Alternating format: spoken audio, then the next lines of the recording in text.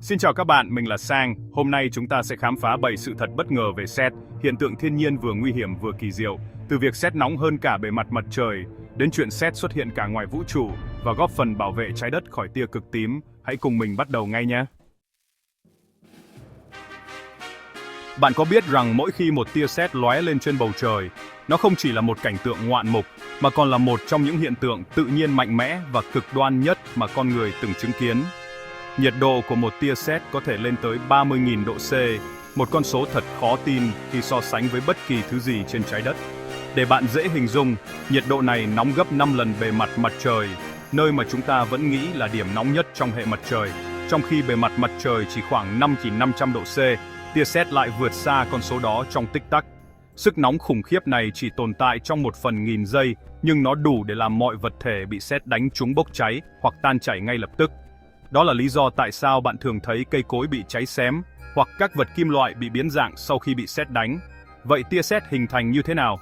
Khi các đám mây tích tụ điện tích trong quá trình va chạm giữa các hạt nước và băng, điện tích âm dần dần tập trung ở đáy mây, trong khi mặt đất bên dưới lại mang điện tích dương. Khi sự chênh lệch điện thế này vượt quá giới hạn chịu đựng của không khí, một luồng điện cực mạnh sẽ phóng xuống đất, đó chính là tia sét mà bạn nhìn thấy. Quá trình phóng điện này sản sinh ra nhiệt độ cực cao, khiến không khí xung quanh bị ion hóa và phát sáng rực rỡ. Đó là lý do vì sao tia sét lại có màu trắng xanh chói lóa, và bạn có thể nhìn thấy nó từ rất xa, thậm chí cả khi trời đã tối đen. Khi không khí bị nung nóng đột ngột đến hàng chục nghìn độ, nó sẽ giãn nở cực nhanh, tạo ra sóng xung kích lan truyền qua không khí. Sóng xung kích này chính là nguyên nhân tạo ra tiếng sấm vang dội mà bạn nghe thấy sau khi tia sét lóe lên.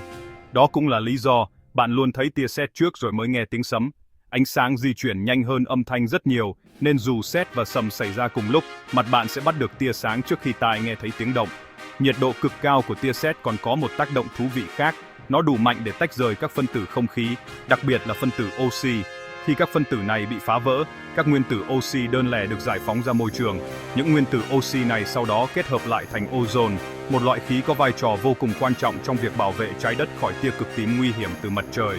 Nhờ vậy, mọi tia sét không chỉ là một hiện tượng nguy hiểm mà còn góp phần tạo ra lớp ozone, bảo vệ sự sống trên hành tinh của chúng ta. Thật bất ngờ phải không? Một hiện tượng tưởng chừng chỉ mang lại nguy hiểm lại góp phần duy trì sự sống trên trái đất theo cách rất riêng.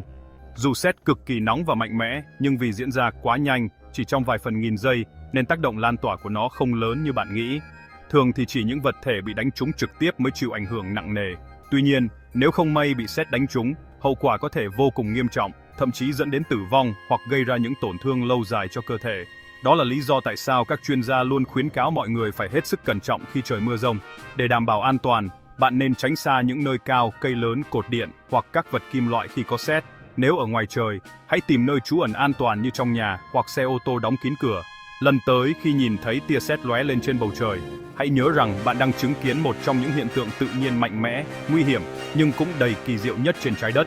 Và đừng quên, sự an toàn của bạn luôn là điều quan trọng nhất khi đối mặt với sức mạnh của thiên nhiên. Bạn có từng nghe câu nói sét không bao giờ đánh 2 lần vào một chỗ? Nhiều người tin rằng nếu một nơi đã bị sét đánh thì sẽ an toàn trong những lần sau, nhưng thực tế, điều này hoàn toàn không đúng. Sét là một hiện tượng tự nhiên cực kỳ mạnh mẽ và khó lường. Khi các đám mây tích tụ điện tích lớn, chúng sẽ tìm đường phóng điện xuống mặt đất và không hề ngai ngẩn quay lại đúng vị trí cũ nếu điều kiện thuận lợi.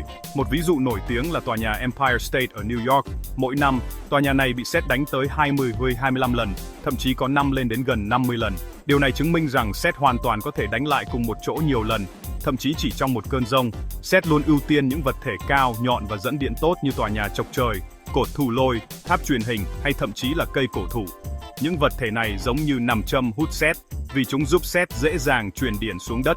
Đôi khi, chỉ trong một cơn dông kéo dài vài chục phút, cùng một tòa nhà hoặc tháp truyền hình có thể bị sét đánh liên tục nhiều lần. Điều này xảy ra khi các đám mây tích điện di chuyển chậm hoặc liên tục hình thành phía trên khu vực đó. Empire State Building là minh chứng rõ ràng nhất.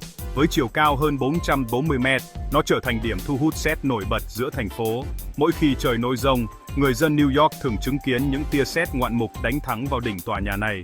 Để bảo vệ các công trình và con người, các kỹ sư phải thiết kế hệ thống chống sét hiện đại, bao gồm cột thu lôi, dây dần và hệ thống tiếp đặt. Những hệ thống này giúp dẫn dòng điện từ sét an toàn xuống đất, ngăn ngừa cháy nổ và hư hại thiết bị điện tử. Ở Việt Nam, các tòa nhà cao tầng như Landmark 81 Bitexco Financial Tower tại thành phố Hồ Chí Minh cũng thường xuyên bị sét ghé thăm. Những công trình này đều được trang bị hệ thống chống sét tiên tiến để đảm bảo an toàn cho cư dân và thiết bị bên trong. Không chỉ các tòa nhà, mà những ngọn cây cao, đỉnh núi hay tháp truyền hình cũng là mục tiêu lý tưởng của sét. Đã có nhiều trường hợp ghi nhận sét đánh liên tục vào một ngọn cây hoặc đỉnh núi chỉ trong vài phút, tạo nên cảnh tượng vô cùng ấn tượng. Khi điều kiện điện tích giữa mây và mặt đất phù hợp, sét hoàn toàn có thể đánh lại đúng vị trí cũ, thậm chí nhiều lần liên tiếp. Điều này lý giải vì sao các khu vực cao, trong trại thường xuyên bị sét đánh lại. Ở những vùng núi cao, một chòm đá hoặc đỉnh núi có thể bị sét đánh hàng trăm lần chỉ trong một mùa mưa bão. Những vết cháy xém, đá bị nứt vỡ là minh chứng cho sức mạnh và tần suất của sét tại những nơi này. Chính vì vậy, hệ thống chống sét là bắt buộc đối với các công trình lớn, đặc biệt là ở những khu vực thường xuyên có giông bão. Việc lắp đặt cột thù lôi và hệ thống tiếp đật giúp giảm thiểu nguy cơ cháy nổ, bảo vệ tính mạng và tài sản.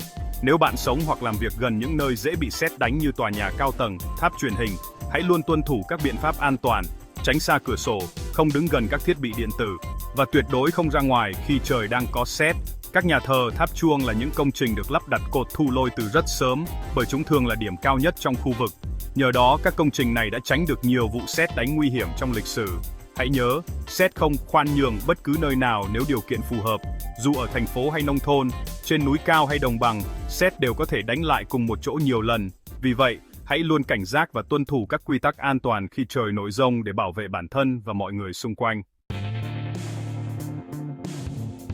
Bạn có biết sét là nhà máy sản xuất ozone tự nhiên trong khí quyển? Ozone là khí gồm 3 nguyên tử oxy, đóng vai trò như tấm khiên bảo vệ trái đất khỏi tia cực tím nguy hiểm từ mặt trời. Khi sét phóng ra, nhiệt lượng cực lớn bẻ gãy các phân tử oxy thành nguyên tử đơn lẻ. Những nguyên tử này kết hợp với phân tử oxy khác để tạo ra ozone. Mỗi lần trời mưa rông, lượng ozone trong khí quyển lại tăng lên đáng kể. Bạn có để ý thấy mùi tươi mới, hơi kim loại sau mưa rông, đó chính là mùi ozone. Ozone do sét tạo ra chủ yếu ở tầng khí quyển cao, nơi nó phát huy tối đa vai trò bảo vệ. Sự hình thành ozone nhỏ sét là một phần của vòng tuần hoàn sống trên trái đất. Ozone không chỉ bảo vệ con người mà còn giúp duy trì cân bằng sinh thái cho cả hành tinh. Mỗi năm, những tia sét trên khắp trái đất góp phần duy trì và tái tạo lớp ozone quý giá này. Vậy nên, lần tới khi nghe tiếng sầm, hãy nhớ trái đất vừa được tăng cường thêm một lớp bảo vệ nhỏ những tia sét mạnh mẽ ấy. Khi nhắc đến sét, hầu hết chúng ta đều nghĩ ngay đến những tia chớp rực sáng xé toạc bầu trời trong những cơn giông trên trái đất. Nhưng bạn có biết, sét không chỉ là đặc sản của riêng hành tinh xanh của chúng ta. Thực tế, hiện tượng kỳ diệu này còn xuất hiện trên nhiều hành tinh khác trong hệ mặt trời, tạo nên những màn trình diễn ngoạn mục mà con người chỉ mới bắt đầu khám phá. Các nhà khoa học đã phát hiện ra những tia sét cực mạnh trên sao Mộc, sao Thổ và cả sao Kim. Nhờ các tàu vũ trụ hiện đại và những thiết bị cảm biến tinh vi, chúng ta đã có thể ghi lại được hình ảnh và tín hiệu của sét ngoài trái đất, mở ra một thế giới mới về hiện tượng thời tiết vũ trụ. Trên sao Mộc, hành tinh khí khổng lồ lớn nhất hệ mặt trời, những cơn giông mạnh mẽ tạo ra các tia sét khổng lồ, mạnh hơn sét trên trái đất rất nhiều lần. Các nhà khoa học ước tính, một tia sét trên sao Mộc có thể mạnh gấp hàng chục, thậm chí hàng trăm lần so với tia sét mạnh nhất từng ghi nhận trên trái đất. Điều này là do khí quyển dày đặc và các dòng đổi lưu cực mạnh trên sao Mộc, tạo điều kiện lý tưởng cho các vụ phóng điện quy mô lớn. Hình ảnh từ các tàu thăm dò như Juno đã cho thấy bầu trời sao Mộc luôn dày đặc những đám mây xoáy khổng lồ, nơi các tia sét sáng rực liên tục lóe lên, chiếu sáng cả một vùng rộng lớn. Những cơn bão trên sao Mộc có thể kéo dài hàng tuần, thậm chí hàng tháng, và trong suốt thời gian đó, sét không ngừng xuất hiện, tạo nên một cảnh tượng vừa hùng vĩ vừa bí ẩn. Sét ở đây không chỉ to và dài, mà còn kéo dài hàng trăm cây số. Một tia sét trên sao Mộc có thể vươn xa qua nhiều tầng mây, tạo thành những vết sáng khổng lồ, mà nếu đứng trên bề mặt hành tinh, bạn sẽ cảm thấy như cả bầu trời đang bùng cháy. Các nhà khoa học tin rằng, năng lượng từ những tia sét này có thể ảnh hưởng đến cả cấu trúc hóa học của khí quyển sao Mộc. Không chỉ sao Mộc, trên sao Thổ, các nhà khoa học cũng quan sát được những vụ sét siêu lớn trong các cơn bão khổng lồ. Những cơn bão này có thể rộng bằng cả châu lục trên trái đất, và mỗi lần sét đánh, nó phát ra ánh sáng mạnh đến mức có thể nhìn thấy từ không gian. Tàu Cassini đã ghi lại được nhiều hình ảnh và dữ liệu quý giá về hiện tượng này, giúp chúng ta hiểu rõ hơn về thời tiết cực đoan trên các hành tinh khí. Đặc biệt, sét trên sao Thổ còn có thể tạo ra sóng radio mạnh đến mức các thiết bị trên trái đất có thể phát hiện được từ hàng triệu cây số. Những tín hiệu radio này giúp các nhà khoa học xác định vị trí, cường độ và tần suất của các vụ sét, đồng thời cung cấp manh mối về cấu trúc khí quyển và các quá trình vật lý diễn ra bên trong hành tinh. Sét trên sao Kim lại càng bí ẩn hơn nữa.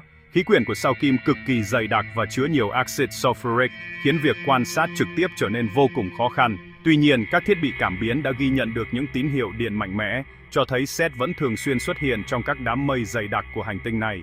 Một số nhà khoa học cho rằng, sét trên sao Kim có thể đóng vai trò quan trọng trong việc hình thành các hợp chất hóa học phức tạp, thậm chí có thể liên quan đến khả năng tồn tại của sự sống ở dạng vi sinh vật.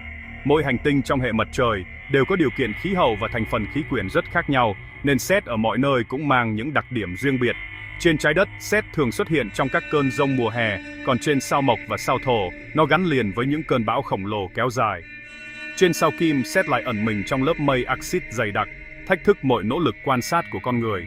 Những khám phá về sét ngoài trái đất không chỉ giúp các nhà khoa học hiểu rõ hơn về khí hậu, thời tiết và cấu trúc các hành tinh, mà còn mở ra nhiều câu hỏi mới về sự hình thành và tiến hóa của hệ mặt trời. Việc nghiên cứu sét còn giúp chúng ta dự đoán được các hiện tượng thời tiết cực đoan, từ đó chuẩn bị tốt hơn cho các sứ mệnh thám hiểm không gian trong tương lai. Vậy nên, lần tới khi bạn nhìn thấy một tia sét lóe lên trên bầu trời đêm, hãy nhớ rằng ở đâu đó ngoài vũ trụ bao la, những tia sét khổng lồ cũng đang trình diễn màn pháo hoa tuyệt đẹp, vượt xa mỗi tưởng tượng của con người. Sét không chỉ là hiện tượng tự nhiên kỳ thú trên trái đất, mà còn là minh chứng cho sự sống động và đa dạng của vũ trụ. Biết đâu, một ngày nào đó, khi công nghệ phát triển vượt bậc, con người sẽ có cơ hội đặt chân lên các hành tinh xa xôi, tận mắt chứng kiến những bữa tiệc sét kỳ vị ngoài trái đất. Đó sẽ là trải nghiệm không chỉ mở rộng hiểu biết về vũ trụ, mà còn truyền cảm hứng cho những thế hệ khám phá tiếp theo, tiếp tục hành trình chinh phục những bí ẩn của không gian bao la. Bạn nghĩ sét chỉ đánh gần thôi à? Thật ra, sét có thể đánh xa tới tận 40 km lần đó, ngay cả khi trời đang trong xanh luôn. Có những tia sét đặc biệt người ta gọi là bolt from the blue, sét từ trời xanh. Chúng có thể xuất hiện ở một nơi cách xa tâm bão cả chục cây số. Sét đánh xa là khi điện tích trong đám mây phóng xuống đất ở một vị trí rất xa so với đám mây rông. Tia sét này thường đi một đường cong rất lớn, vượt qua nhiều tầng không khí rồi bất ngờ đánh trúng một điểm dưới mặt đất. Đó là lý do dù trời đã tạnh mưa rồi, bạn vẫn có nguy cơ bị sét đánh nếu đang ở ngoài trời đó nha. Mấy tia sét đánh xa này nguy hiểm lắm, vì chúng xuất hiện bất ngờ, không có dấu hiệu báo trước gì cả. Đã có nhiều trường hợp người đang chơi thể thao, cầm chài hay câu cá ngoài trời bị sét đánh dù lúc đó trời không hề có dấu hiệu mưa rông gần đó. Lời khuyên nè, nếu bạn nghe thấy tiếng sấm, hãy coi đó là một dấu hiệu cảnh báo. Dù trời có trong xanh đến mấy đi chăng nữa, đừng bao giờ chủ quan với sức mạnh và khả năng vươn xa của sét nha. Bạn có biết không, mỗi ngày trên trái đất của chúng ta có tới 8 triệu lần sét đánh xuống mặt đất đó. Tính ra thì, trung bình mỗi giây có khoảng 100 tia sét xẹt qua đâu đó trên hành tinh này. Những nơi nóng ấm như vùng Xích Đào, rồi Nam Á hay châu Phi là những khu vực mà sét xuất hiện nhiều nhất luôn. Đặc biệt là khu vực quanh hồ Maracaibo ở Venezuela, nơi đây được gọi là thủ phủ của sét đó, với hàng trăm đợt sét mỗi đêm luôn. Các nhà khoa học thì dùng vệ tinh và những thiết bị hiện đại để ghi lại số lượng sét trên khắp toàn cầu. Không chỉ ở mặt đất đâu nhé, mà ngay cả trên biển, sét cũng hoạt động rất mạnh, đặc biệt là trong các cơn giông nhiệt đới đấy.